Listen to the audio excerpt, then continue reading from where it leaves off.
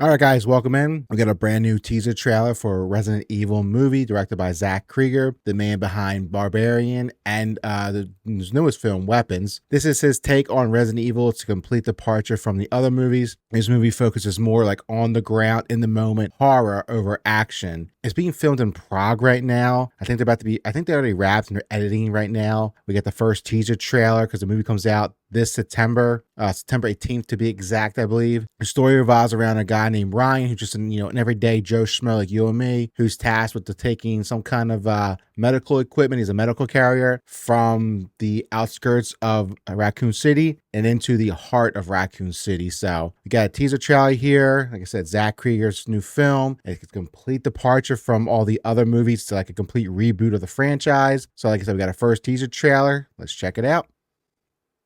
So here it is. So we'll start back here, start the trailer. We'll go through it once, watch it together, then I'll go through it again, just nitpick not nitpick, but dissect it, look at certain things so we can pick up any Easter eggs. Zach also did a quick like 12 or 13-minute interview with IGN about the trailer itself, dissecting part of it and also going over a couple more new details about the film itself. I haven't watched. I've seen like one or two snippets, like clips on X/Twitter of the interview with IGN Zach did, but I didn't watch the full video yet. So I'll watch that together too and go over it. So we'll start the trailer, watch it together, then we'll go back and dissect it. So here's Ryan. Hello? Or Brian. I can't remember if it's Ryan or Brian, the guy's name. I think it's Brian. I had a little bit of a problem on the road. I was wondering if I could use your phone. Hello? Brian. So the movie does take place, I think, around 2 or a little before 2. So we're in 1998. No cell phones, really. Landlines. Maybe a cordless phone.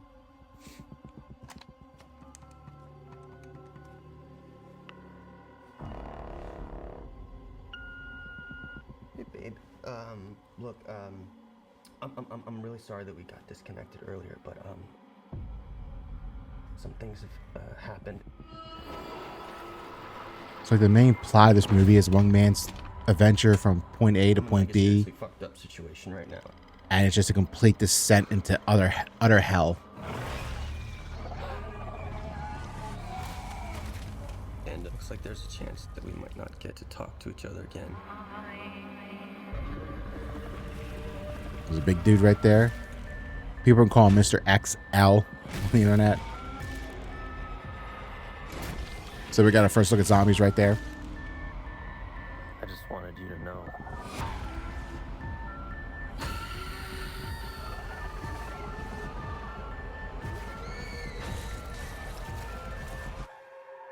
I love you. So we got the first official teaser trailer for Resident Evil, the new film from Zach Cregger. 9/18/26. Yeah, September 18th, 2026 this year. So that's the first teaser trailer. We're bound to get more trailers. So that's the very first like look at it. I'm hyped. I think it looks great. I can't wait for this movie. It looks like it's going to be like its own little like what can I say, like place in the world. It's not like really taken from, it's like it's gonna take a lot from 2 and 3, but not like, we're not gonna see Leon, Claire, Jill. It's not gonna be like something like that. It's gonna be this everyday Joe Schmo Bryan, whose entire plot of the movie is to get from point A to point B, and his entire journey is just a one utter crazy descent deeper and deeper into madness / hell. So we'll see I think we'll see a lot of creatures from the games and some new ones too added to the movie. So let's go back, take a look at the trailer, go over some stuff so we can pick out. So we start here with Brian. This little package on his back is what he has to. He's a medical courier, and this is what he's supposed to deliver into the heart of Raccoon City, I think. So he's probably got to go to Raccoon City Hospital, and he's got to deliver this whatever's in here. And it kind of reminds me of Rebecca's pouch from the games, her first aid kit. So we see here he starts in the outskirts of Raccoon City, like the countryside or out in the middle of nowhere. And I'm thinking that this is the Arklay Mountains, and he's starting out here, making his way from the Arklay Mountains into Raccoon City. And we see like you've seen a trailer. He's like kind of beat up. His hands are like look like they're bloody as knuckles. So I'm guessing he was in some kind of accident because of the outbreak. And like there's no cell phones really back then, so he's got to call his girlfriend or call whoever. So he goes to this house here to try and make a phone call, and that's where it starts. So like, I'll show you when he makes the phone call, where his hands are all bloodied. And just like a Resident Evil game, kind of like reminds me of RE7, like the house. And you got all the like the animals too, like from RE2, the chief's office. I got a feeling though when he's in this house, like you'll see he gets the shotgun, he flips it open, there's no shells, so now he's got to go find the shells. It's like a Resident Evil game. You find one item to move to the next level, or you got to find a key to open the door. I guarantee there's going to be a room in this house that's locked that he has to get into. And he's got to find some weird key to get into the room, like a puzzle, just like the games.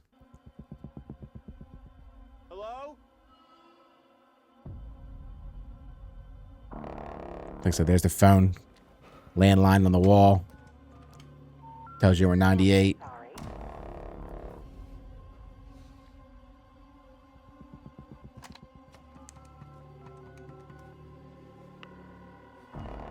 I had one of them in my house growing up. That thing was long as hell too, that cord. And if we zoom out here, if you look to the left, you'll see here's a green herb and a plant with the like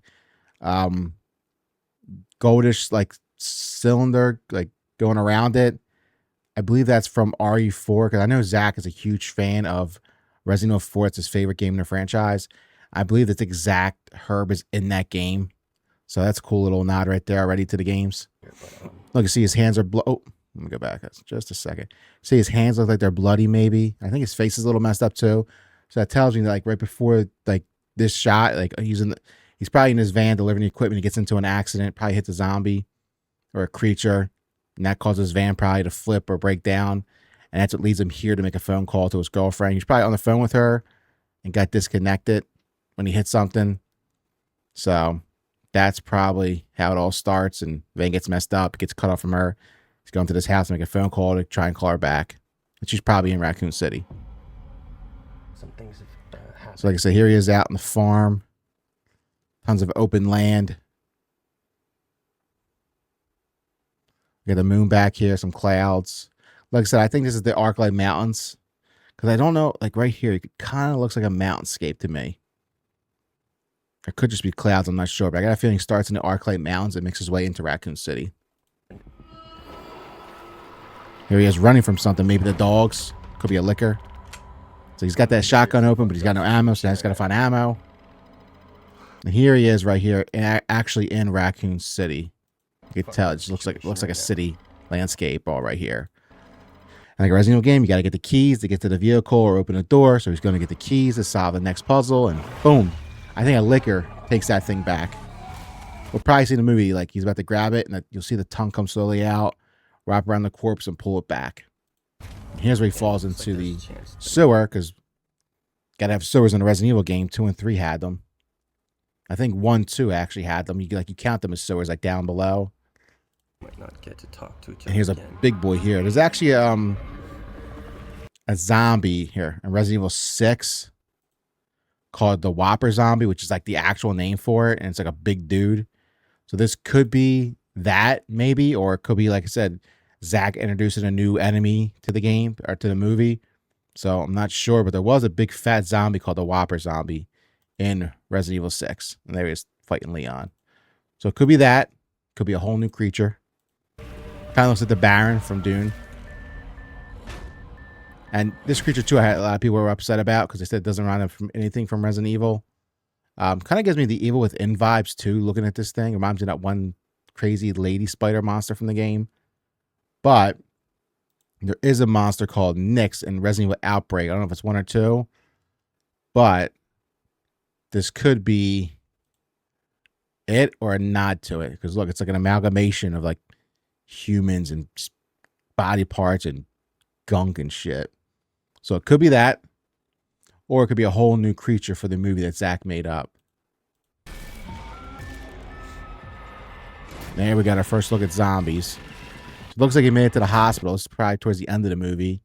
He's completely drenched in blood. There's blood everywhere in this hospital. So, like I said, he finally made it to the hospital. And here we got our first look at zombies. They look like they're freshly turned, too. They don't look like they've been sitting for a while. They look like they're actually moving pretty fast, too. So we could have turbo zombies in the game. I just wanted you to... There's a flipped Raccoon City police car. So I don't know if that someone who was at the property earlier at the farm and got attacked and crashed. I'm not sure, but we have a flipped Raccoon City police car. No.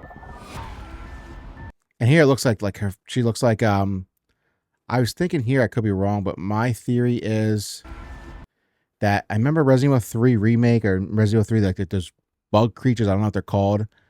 They grab Jill in the beginning and like put their thing down her throat and like put a larva in her. Could be that, and it hatched from this lady and burst from her chest, and now like those green bug cockroach things are running around this forest. That's what I think it is. And here's the end shot. Like this is the hospital. He's just completely drenched in blood. There's blood all over the floor here.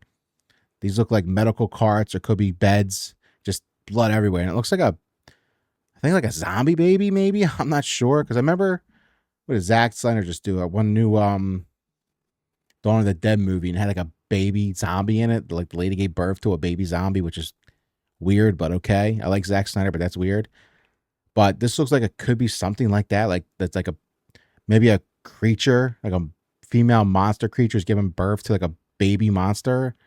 I don't know. We'll see. But that's what it looks like here. And here he is running throughout the Raccoon City, and you get the zombies on the rooftop just dropping and exploding the jelly everywhere. And here we have the logo. So it's black on red. So it's at 9/18/26. So not too far away. It's coming up. So, like I said, it's a whole new retelling, complete reboot of the Resident Evil movie franchise. So, Zach Cregger's taking on. I have 100% faith in him. I think he'll do great. I'm really excited for it. I know he's a fan of the games, and that's where he's like taking inspiration from. It's not going to be based on any of the games, but it's going to draw inspiration from them. So, like I said, you're not going to see Leon and Claire and Jill show up in the game. It's just Bryan's story because, Raccoon City is a city full of people. So, there's tons of stories to tell in that area. This is just one guy's story in his hell of a time in Raccoon City. So, we'll jump over here. We'll watch the interview that Zach did with IGN. Like I said, it's about 12 minutes. We'll go through this and see what he has to say, because I think he dissects the trailer a little bit and also just talks about the film in general. So, we'll let him speak. Bar none, my most visually gonzo movie.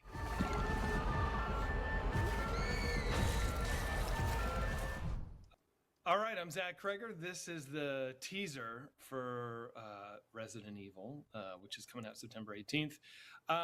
Okay, so basically, my rule for this movie was to just try and make a movie that felt like my experience of playing the games, that could live in the world of Resident Evil. So this, I feel like this movie takes place alongside the events of Resident Evil 2. I like to think that, everything that's going on in the police station could be happening in this world. This is just another dude on another mission on the other side of town, and like what's going on with him. So yeah, I mean, it's not canon in that I'm not using the characters, but it's canon in that it lives in the actual, day of reckoning in Raccoon City. So he, this movie follows the characters. He's outside of Raccoon City. He's got to get into the center of it, and we're kind of with him as he goes through. Like I said, he's just an everyday working Joe like you and me, who just happens to pick the worst day ever to go to Raccoon City. This gauntlet of set pieces as it gets deeper and deeper into town, and so what I love about the games is that every set piece brings with it unique new horrors. Mr. XL. And so I wanted the rhythm to feel like it was always changing, it was always shifting. You were always facing increasingly bigger dangers, and you had to be aware of resource management and health and things like that. So I really did use a lot of of cues from the games on how to build this thing out. And so, yeah, it's a love letter to the games, which I Perfect. fully obsessively love. All right, so one of the things that I love about Resident Evil is the graduation from gun to gun to gun. So you can see in the first shot here, Nothing better than a Resident Evil game, or any game in general, like with weapons, than a Resident Evil shotgun. I absolutely love using shotguns in Resident Evil. pistol. My favorite That's weapons. the first weapon that he acquires. Most of the as games he start with a handgun and work your way up. the shotgun, and then ultimately he'll get an MP5. That's one of the fun things about playing these games is whenever you get the new weapon, you're like, oh, fucking thank God. Thank God. And so his character kind of has that reaction as he does it. A lot of this movie is like third person, you know, so there's a steady cam following Austin, our actor, and it was really a dance between him and our camera operator. So, you know, when I had a really wide lens and we're kind of over his shoulder, and so when he looks left, we like pivot around to look left. So it's kind of shot like a third person game. Around and look right. So I really tried to incorporate just the visual language of the games into the movie. There's also, you know, a fair amount of first person shooter stuff in Kind of like RE7, RE8. that is, you know, the games utilize sometimes, but really just like you're behind the character, and when they look right, you look right. When they look up, you look up, and just letting that be the most common visual language of the movie, I should say, is very much from the game. Awesome. This is for sure, bar none, my most visually gonzo movie by far. The great thing about how I like to play Resident Evil, especially the first time I play one of the games, I like to go really slow through the world and just kind of drink it in and try and immerse myself. Same way. I'm pretending I'm there. I think I'm speed run it. Probably do when we play games. So don't have an ammo run too. Our main character, Bryan, I should say, he's moving slowly through this world. So, you know, if you've seen any of my other movies, you know I like to kind of like creep through these dreadful spaces. And Resident Evil is like the perfect playground for a guy like me who likes to just, you know, really take his time turning down a hallway, opening a door, you know, and waiting for that jack-in-the-box moment. And so you know, that's kind of what Austin's doing here as he finds this abandoned farmhouse. I was a massive fan of Austin after working on Weapons, and I'm a bigger fan of him after making Resident Evil with him. He's so fascinating. He's the perfect avatar for the viewer. And what I wanted to do a Resident Evil movie where you're not following a badass with military training. You're just a following regular, your average gamer, every like me. Like if I day was Joe first in a Schmo Resident was going to Evil work. game, I would be terrified, and I would be missing 95% of the shots I took. I would have to learn the guns as I go, because I've played with an MP5, you know, for however many thousands of hours playing video games. But if I have one in my hand, I'm like, where's the safety? How does this work? And so I think it's just kind of fun to be following somebody with no combat. That is a great shot right there of all those just, you know, bodies coming out. Hell with a machine gun. What he's carrying is important, and he doesn't know the whole picture when he accepts. It's a big part of the plot, I bet. Been tasked with.